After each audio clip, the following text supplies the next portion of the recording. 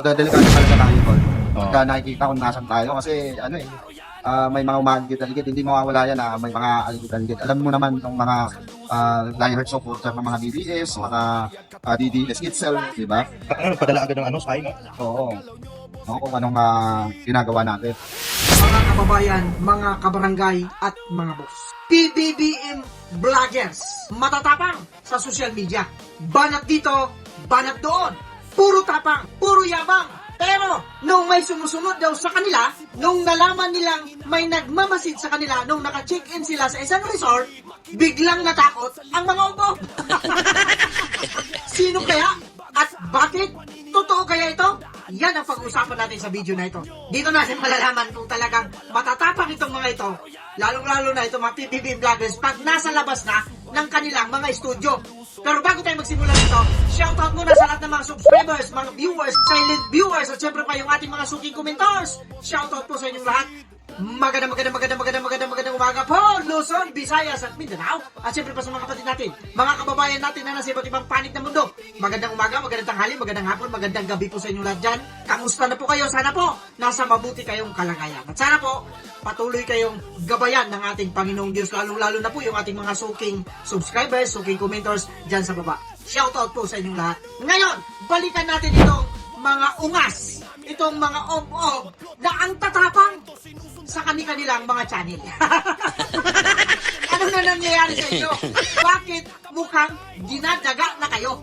Pag nasa labas na kayo ng inyong mga channel, ang gawin ninyo, wag na kayong umalis sa inyong mga channel. Diyan na lang kayo. Panoorin natin ang video. Pero kasi may sa amin, may alam mo yun, yung sumusunod. So nabulabog kami, kaya medyo maghahanap kami ng ibang resort ngayon. Lilipat po kami, ayan o. Ayan po sila. So lilipat po kami. Kasi syempre mga pre, safety pa rin po natin yung kailangan. Kung may kaduda-duda po, syempre kailangan nating unahin po yung sarili natin. So abangan nyo po mamaya yung update. So magkita-kita po tayo mamaya lalo na sa live, pag-uusapan natin yan sa live. Kasi itong mga kalaban natin mga pre, alam nyo naman, mga tribal po ito, mga walang kwenta, mga pastos. Lahat po nasa kanila ng mga pre, mga utak kriminal. So ito nung maglilipat na po kami, sama si Boss Mike. Kasi yung sumusunod sa amin Kaya maglilipat kami. Paano hindi ka susundan sikat ka? Kaya kaduda-duda mga pre, syempre safety pa rin po namin yung priority. So abangan nyo po mamaya yung update, lalo na po sa live mamaya. Okay? Kita-kits po. Ayan mga pre, maglilipat na po tayo ng hotel. Kasi may nagmamasid-masid Ano masasabi mo, may mga sumusunod sa atin nagmamasid? Hindi ka nagkakasun. Di ba dapat mga ilang araw tayo nandito? Tingnan lang kapag ganyan, kasi hindi naman tayo sa takot. Pero syempre nagigit lang tayo na baka yung pamilya tayo natin. Yun nga. So, kagabi ka kanina, medyo nakita ka natin, kaya nag-decide tayo na umalis na lang. Baka bumalik. Para na rin sa safety natin, di ba? Pakasip na lang. Pero nakakasira ng kapatid tayo. Kami pa naman tayo plano sana dito, pero hindi pa talaga tayo. Ganun talaga. Ayan lipat na. Ayan, mga gamit mo yun, di ba? Yun. Sila, ayan Di ba? Ako, dala ko na rin po yung sapatos Ikaw naman, ano masasabi mo sa mga yung nagmamasid-masid kanina? Di ba nasa pool kayo kanina? Kanina nga, nasa pool sa Medka, Oo. tapos nakalag pa ako. Nakulat na lang ako, makiyat si Boss Mike. Nagmamadaling magyaya, umalis. Nakahanda ako ng live show. Sabi bakit boss? Tara na, alis na tayo. At meron pala naghahanap sa akin sa pangalan ko, sabi gano'n. At po, tao. Pero nakasasakyan daw sila na nakapark yan sa harap. Ngayon, nagtanong daw dito sa reception, kung merong daw check-in na may sandera. Tinawagan muna si Boss Mike, tinawag siya dun sa pool. Tapos nung nalaman nung dalawa, biglang mali. Malis na lang. Di ba nga kagabi naka-live? Isa raw nakaupo sa couch. Di ba nga kagabi naka-live tayo, nakita yung logo? Loko. So, delikado talaga tayo, Tol. Pagka nakikita kung nasan tayo, kasi may mga umaligid-aligid, hindi mawawala yan na may mga aligid-aligid. Alam mo naman yung mga diehard supporter ng mga DDS, mga DDS itself, di ba? Padala agad ng spy, no? Oo. Kung anong ginagawa natin. Kung siguro gusto nila malaman kung kanino nakapangalan. Si Boss Mike agad yung inuna May mga bakang sumusunod Kaya mahirap mga kababayan. So ito lilipatan namin. Mga 3 days kami rito. So hindi mo na napapala kung nasan ano kami. Tolnyolo, ano masasabi mo sa sumusunod sa atin kanina? Yung nagmamasid sa inyo? Akala mo hindi naman. Di ba nasa pool na tayo? Akala mo hindi namin kayo matutulungan Akala mo naman. Aalis kami, lilipat kami. Hindi nyo kami makakaya. Malakas na pulugang bigla doon. Mahayop kayo. Lilipat kami sa mas mahal. 20,000 na 90. Nakita ninyo? kung gaano katatapang itong mga PBBM vloggers na talaga namang mga ob-ob. Hindi ko alam kung ano sasabihin ko rito eh. Pero, pag nasa channel itong mga ito, naalala ninyo, nung binigyan natin ng reaksyon itong isang kumag na ito, naghamon pa, naghanap pa. Ha? Hahanapin niya raw sa Facebook. Ang problema, ngayon, at kayo na ang hinahanap, naduwag na kayo.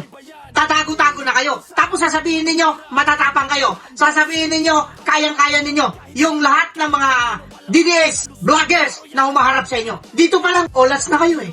Bakit ko nasabing olas? Huwag kayong lumipat kung talagang matatapang kayo. Dapat kumprontahin ninyo, tinawagan na pala kayo. Pero, kung totoo man yan, na tinawagan kayo, baka mamaya gawa-gawa nyo lang kwento yan. Baka mamaya content nyo lang yan. Nakita ninyo mga reaksyon nitong mga ubob ng mga vloggers. Ang tatapang talaga eh. Oh, ngayon, naduwag kayo. Nabahag ang buntot ninyo. Tinawagan pa lang kayo. Kinonfirm pa lang kung nandiyan ba talaga kayo. Scared na kagad kayo. Lilipat ika tayo ng mas mahal. Isa ring ubob. Ano pangalan doon? Yung isang ubob na yun ang nagsasabi na lilipat ika tayo ng mas mahal doon sa 120 per night. Talagang nagpapahalata lang kayo na yung ginagasta ninyo, baka. Eto, baka ha. Baka sakaling pera pa ng taong bayan yan. Bakit? Kilalang kilala kayo na bayad eh. Asan ba kukuha yung pambayad sa inyo? Di po ba mga kapatid, mga kababayan, mga kabarangay at mga boss? Anong opinion ninyo rito? O, mamaya na ako magtatanong, bibigyan mo na ako ng reaksyon, hindi pa ako tapos eh. Kasi nga, ang yayabang. In-interview niya isa-isa yung mga op-op din na kagaya. Eh, di sinasabi ko, paano na lang? Pag nagkita tayo, ay, nandiyan na si Boss Ray. Lipat na tayo sa kabila. Diba? Parang nakikilita ko na. O, may isang damulag dyan. Yung sinasabi ko, yung binigyan natin ng reaksyon dito nung isang araw. Yung si, Buyangin. Ampaw. Gusto kong makatapat yung mga yan. Kahit sino sa kanila, kayo, magsama-sama na kayo. Sabi ko nga eh, tag 5 minutes lang. Meron pa isa, 3 raw sila. Ang lilit na mga daliri. Tingnan mo yung daliri ko. Ikumpara nyo sa daliri ng umak na ganyan lang kaliliit. Hindi tayo nagyayabang dito. Sinasabi natin ito kasi totoo yung sinasabi natin. Kaya iharap nyo sa akin yan isa-isa. Bigyan ko tag 5 minutes yan. 20 minutes, 4 sila. Kaya ko siguro 20 minutes, tuloy-tuloy. Suntukan. Bakit? Hindi ko atrasan yung mga yan. Dahil lang dyan, takot. Nag-impake agad kayo, nakakatawa kayo. Tapos sasabihin niyo ang tatapang, sasabihin niyo mga DDS, mga utak kriminal. Wag ako. Talaga naman. Kung kayo, matatapang kayo dyan sa mga channel ninyo, dapat ganyan din kayo pag nasa labas kayo. Gayahin ninyo yung kasamahan ninyo. Di ba, tapang sa channel, matapang talaga kayo. Saludo tayo ron, matapang sa channel. Nung nasa labas, matapang din. Paano ko nasabing natapang? Sinalo niya yung lahat ng mga bala na tumama sa katawan niya.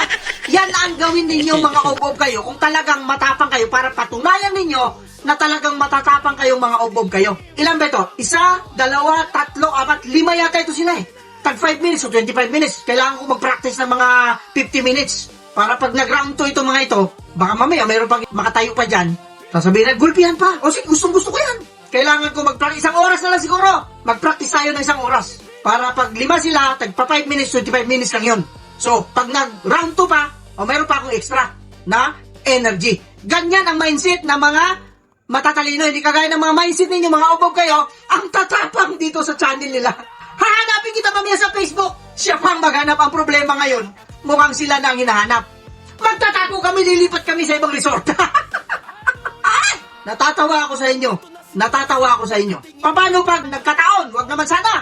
Magkataon na nag-check-in tayo sa isang resort. Tapos nagla-live kayo roon. Sasabihin nyo, ito si Marco Tae, ito si Marco Beta, itong si Piluka. Narinig ko ngayon. Ingungudlod kita doon sa swimming pool. Nako. Yan ang sinasabi natin dito. Kasi kayo, tapos sasabihin nyo, pagdududahan nyo na naman, yung mga DDS, baka mamaya, minumulto kayo ng sarili nyong multo. Isip-isip din. Ang problema kasi wala kayong isip. Paano ko nasabi? Ninakawan na nga itong mga ubob na ito eh. Kasali naman yan sa ninakawan. Bakit nagbabayad din ng mga tax yung mga hinayupak na yan? Pero, ipinagtatanggol nila yung nagnakaw sa mga binabayad nilang tax. Ganyan kayo ka-ubob. Ganyan kayo ob-ob, talagang ob-ob kayo. Ako nakawan ninyo. Tapos pag nalaman ko kung sino nakaw sa akin, pag nakita ko, gugulpihin ko. Tapos kayo, ninakawan na, pag nakita nyo, yayakapin nyo pa, bebeso-beso nyo pa, sasaludo pa kayo, magpapasalamat pa kayo. Yan ang mga mindset ng mga tanga. Mga tanga na, mga ob-ob pa. Kayo mga kapatid, mga kababayan, mga kabarangay, mga boss, ano masasabi ninyo tungkol sa video na ito? Comment ninyo dyan sa baba. At syempre pa, kung bago pa lang kayo dito sa ating munting channel, huwag kalimutan mag-subscribe. With that, kagaya na sinasabi natin dito, mag-iingat po tayong lahat para na sa mga taong, ob-ob. Tandaan ninyo ha, 5 minutes kada isa. Mag-ensayo kayo, tag 10 minutes kayo, okay na yan. Pilipinas,